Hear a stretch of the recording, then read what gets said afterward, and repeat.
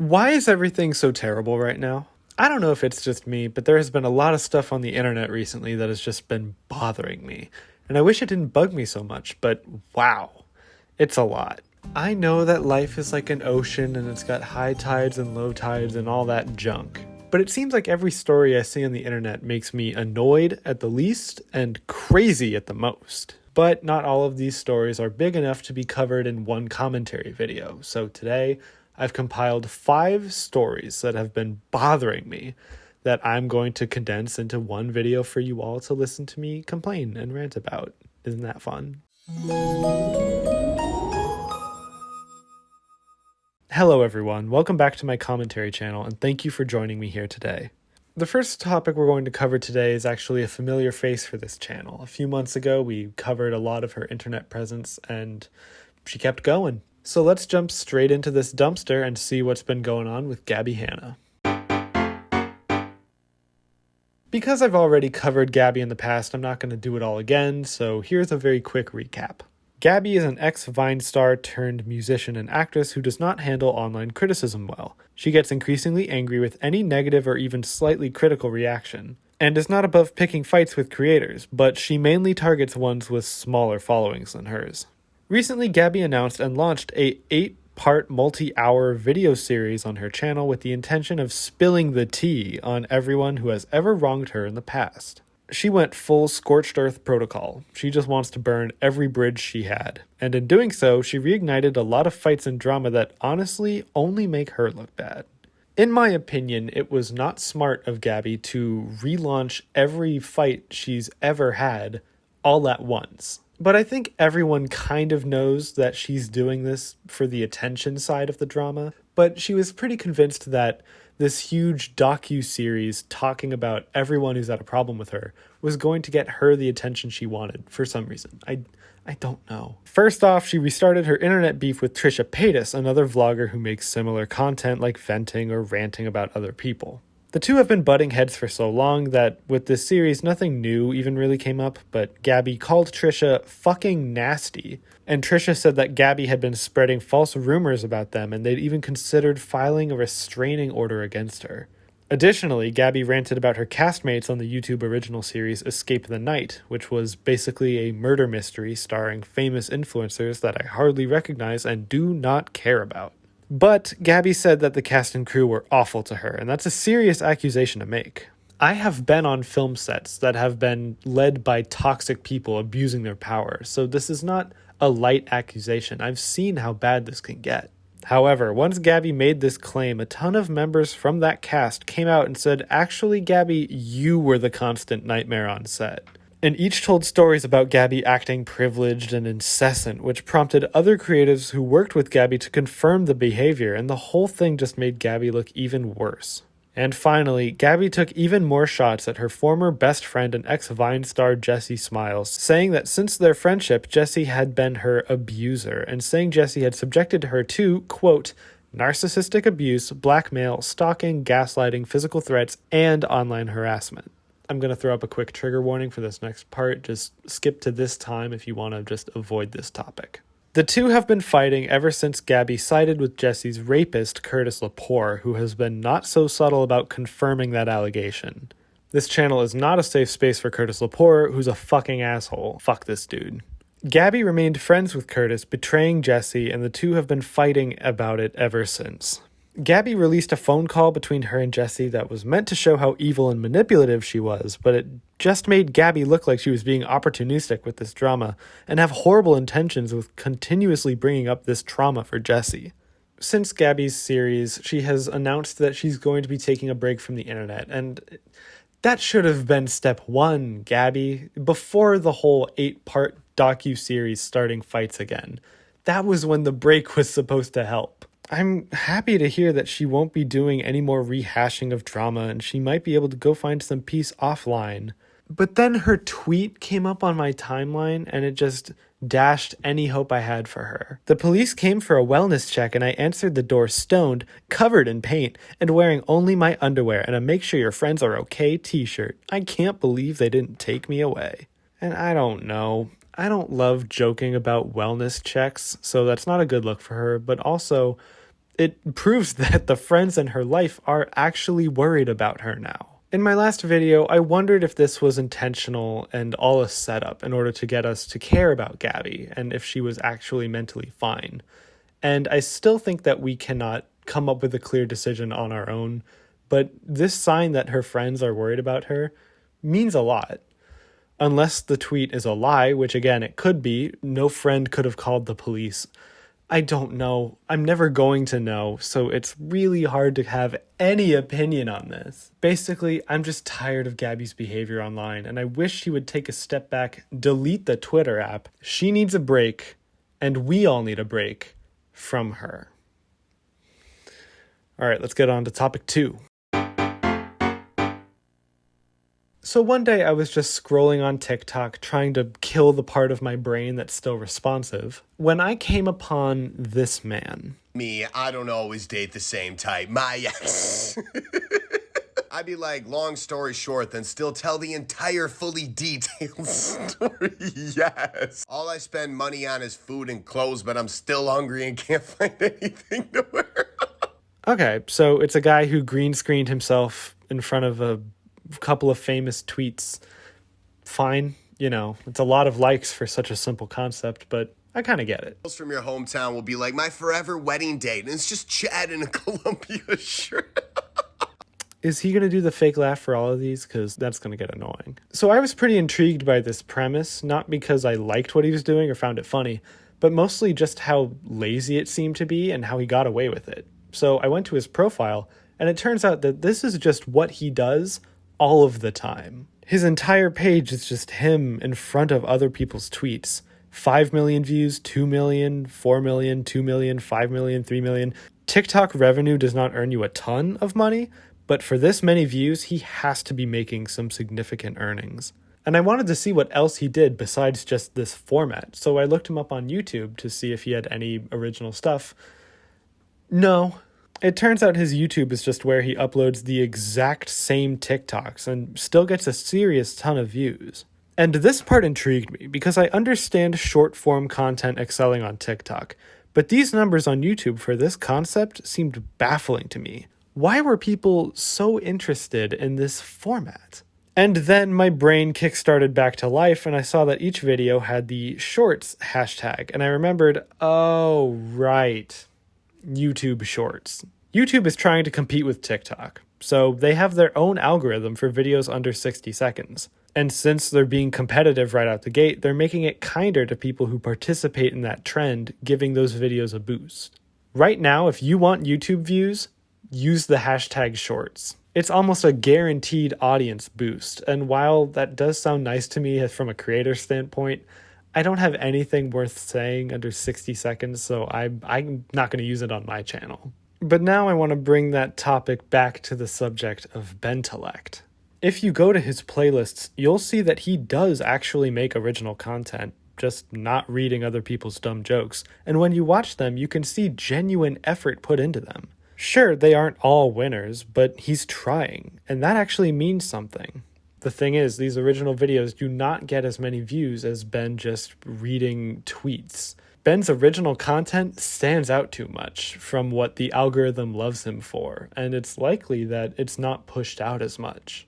And the very fact that Ben is still trying to push out original content tells me that maybe this guy wants to do more than just read out other comedians' jokes. But at the same time, he knows that this is what's working for him, and stepping on that might hurt his career. This is a really interesting case study to me because it's someone who's been caught by the gimmick of their own career. And while it's impossible to know if he's actually enjoying himself, listening to that fake laugh kind of tells me all that I need to know. $100. If I were Ben, I'd start trying to balance this tweet content with his own original stuff and just ignore the lower views you get on the less popular content. Just because the algorithm favors one style shouldn't mean you sacrifice a creative one. Keep labeling the other stuff as hashtag shorts and get those views, but then try to counterbalance it with your own stuff because honestly, that's what's important. That's what YouTube should be for. All right, 2 topics down. Let's keep it moving. This part of the video does not cover anything very serious, but we've uncorked my bottle of complaints and the whole thing's just spilling out. John Mayer is a singer-songwriter who makes soft rock and folk music. Additionally, in my opinion, he's also kind of an asshole. There's a lot of shifty things John has done over the years, including threatening to forcefully sodomize someone, throwing around slurs like the F word and the N word, and dating the famous singer Taylor Swift when she was 19 and he was 32, which isn't illegal, but it sure is weird. And this is a dumb point to bring up, but I personally have been feuding with the John Mayer fan base ever since I made a very stupid joke on my TikTok about him. You'll understand. Here's the video. I have this theory that you can tell whether you can trust someone or not depending on how they respond to the question, do you like John Mayer? If they don't like John Mayer, you're probably fine. If they don't know who he is, you're probably fine. If they like him a little, you're still probably fine. But if they're a fan of John Mayer, either run or kill them before they kill you. John recently released a new album which has a very interesting song on it which he has titled, Why You Know Love Me. You did not hear me wrong. That is the official order that those words come in. I don't think I can play much of that song without this video being copyright struck into oblivion, but also, I don't care. You need to know how bad it is. Here it is. Why you know love me. I mean, what does anyone say to that?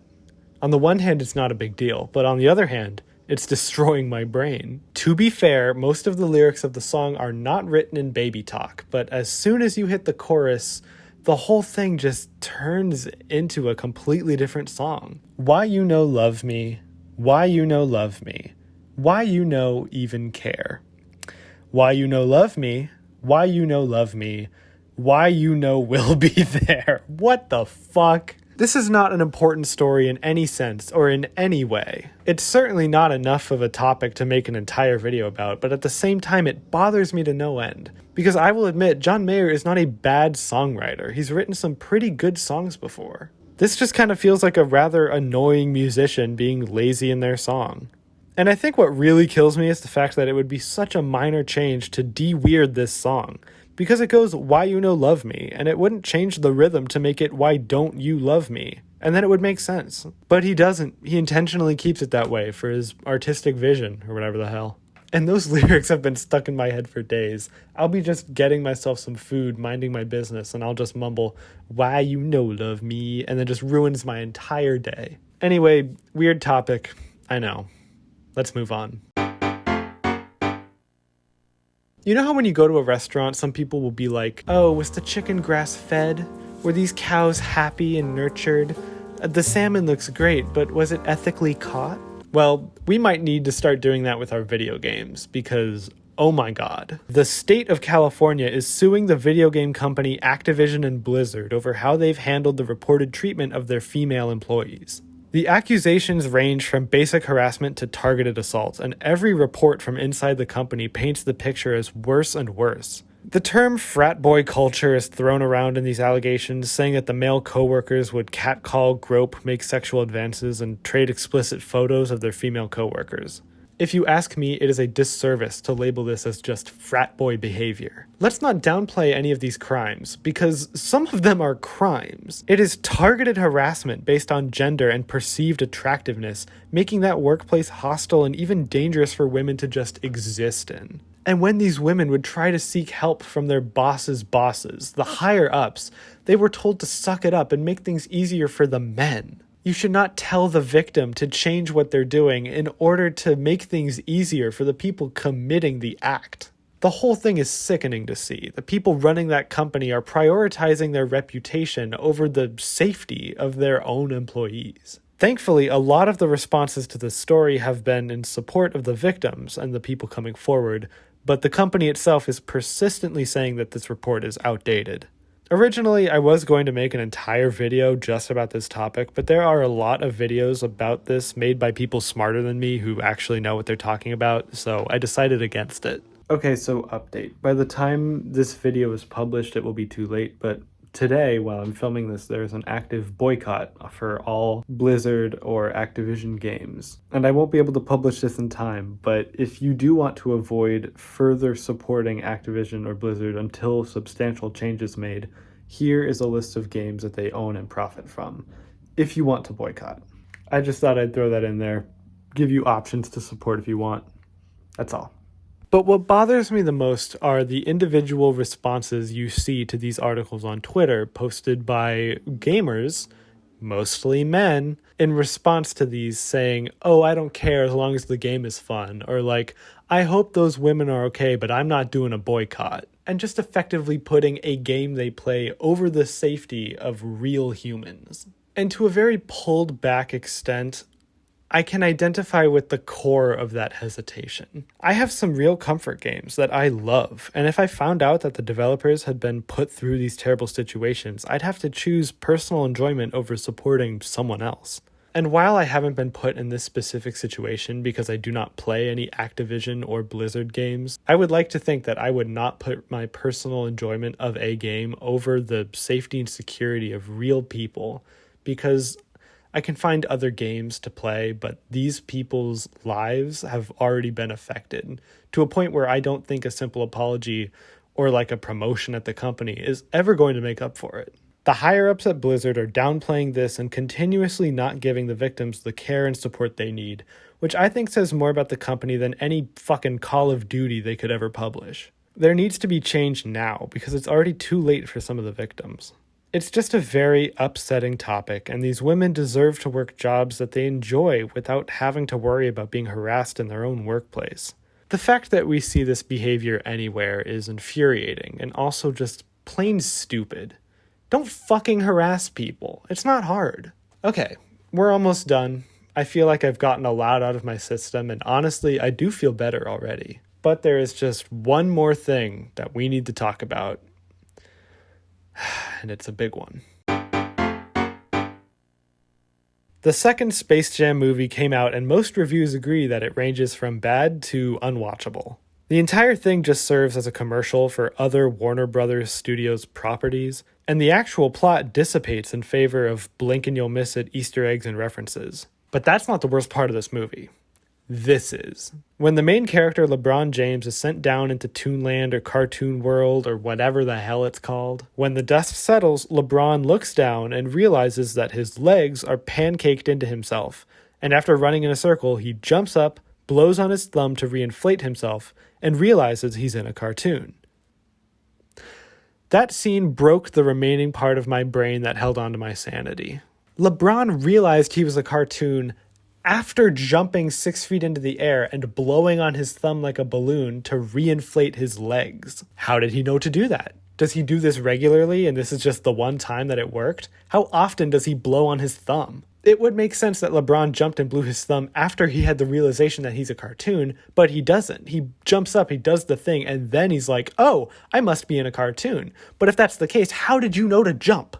How was he dusting himself off and didn't even realize his legs were like that? If he knew he had to jump up and blow on his thumb in order to reinflate himself, why did he run around in a short little circle beforehand? There's no point where we see the character come to a decision. He just does things instinctively and then reacts to it. No, bring back the video. I'm not even close to done. In the very next scene, Bugs Bunny says, hey, ain't you LeBron James? And then in a horribly 80-yard line, by the way, LeBron says, Bugs Bunny knows who I am? Bugs Bunny knows who I am? And that does give some credibility to the instinctive jumping up and blowing on your thumb thing, but not for the realization that you're a cartoon to come after that. That still makes no sense. Reviews say the whole movie is full of inconsistencies like this, but come on, this is the worst of them. It has to be. LeBron is supposed to lead the audience through this journey, and if he already knows how the world works before we learn about it together, then everybody's time is just wasted. Nobody hurts their legs and has the first reaction to jump up and blow on your thumb, Space Jam. That's not a regular thought process. This kid's movie needs to do better for me and my logic. I haven't even seen the movie. That whole thing just happens in the trailer, and when I saw it, I swore to myself I'd never watch the film. That whole thing felt great. I feel like I got a huge weight lifted off my shoulders. I feel like I could run a marathon right now. If you've got a bunch of things bothering you right now, just take out your phone, film yourself, and just rant for 20 minutes. It feels amazing. Alright, I think I'm done for real now. Thank you all for listening to me rant about a bunch of topics. I know this video is probably going to turn out very messy, but it felt good to just scream. Thank you for liking and subscribing. I will leave up less ranty videos up here for you to watch, as well as my social medias if you're interested. I hope you're all being safe and healthy, and I'll see you in the next video. I love you lots. Bye.